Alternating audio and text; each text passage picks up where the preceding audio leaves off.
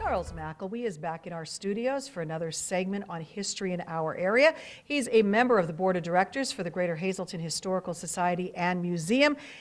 And I really didn't know what you were going to be talking about today, and you told me blueberries. So how do we get from history to blueberries? Well, it seems to be I would guess, the peak of huckleberry season in the Hazleton area, and everybody has their coveted patch where they go to really a lifelong endeavor to pick huckleberries, put them in the coffee can. So there was actually an article in the New York Times in August 1900 that talks about the burgeoning industry that was huckleberry picking in Hazleton during that time.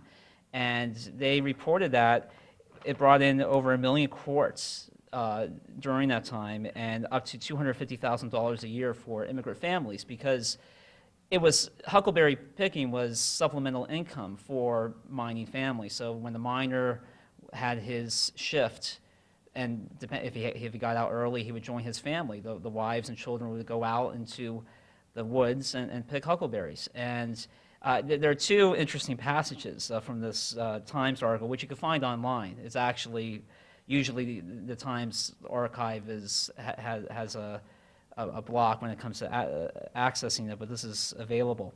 But it said, between the hours of 10 and 11 o'clock in the forenoon, the berry pickers begin to come in from the hills, every vessel overflowing with the wild fruit, and the first picking of the day is ready to be delivered to the dealers, some of whom, to expedite the business, meet the pickers with wagons at convenient points where the berries are purchased and paid for in cash on the spot.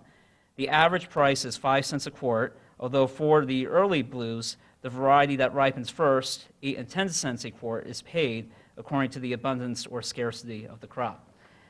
So, and this article also points out that one of the more popular areas was the Diamond Edition. So north of Diamond Avenue up until the late 1800s, that was just woods. But it was then that that became a popular destination for huckleberry picking. My dad, God rest his soul, the late Joe Ragazzi, used to go huckleberry. We lived in Beaver Meadows, and my dad used to go picking huckleberries. We could have been millionaires maybe if he would have sold them, but he brought them home, and my mom made pies with them all the time. But he was into that. He would always go out and pick huckleberries. So I'm very familiar when you say huckleberry picking. Right. This was the Silicon Valley for huckleberries. It was a lucrative industry. And dogs played a role in this industry, too. So the Times also reports, huckleberry picking in this region has an accompaniment not familiar to other districts, it is said. Little dogs that form part of the huckleberrying outfit go to the mountains with the pickers by the score. These dogs have an important duty to perform, and they do not hesitate in the performance of it. Indeed, they seem to thoroughly enjoy it. Their duty is to hunt out and kill the rattlesnakes and copperhead in the berry barrens and warn the pickers of the proximity of the venomous reptiles. So it's a comical article in many ways, but very much worth reading if you just go online and look up the Times article.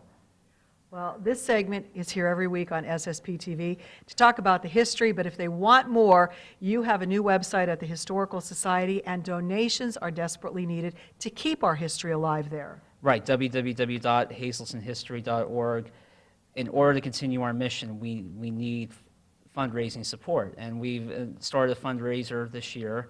Our goal is ultimately $100,000 over the next 3 years. We have a very long way to go, but in order to continue our mission and to keep our museum open in downtown Hazleton, we do need support. So please consider visiting our website and making a contribution. Use those huckleberry picking, the revenue from the picking, and consider a donation.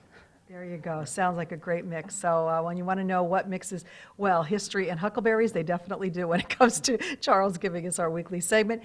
Come back next week and we'll find out what Charles has to say about the history of our area.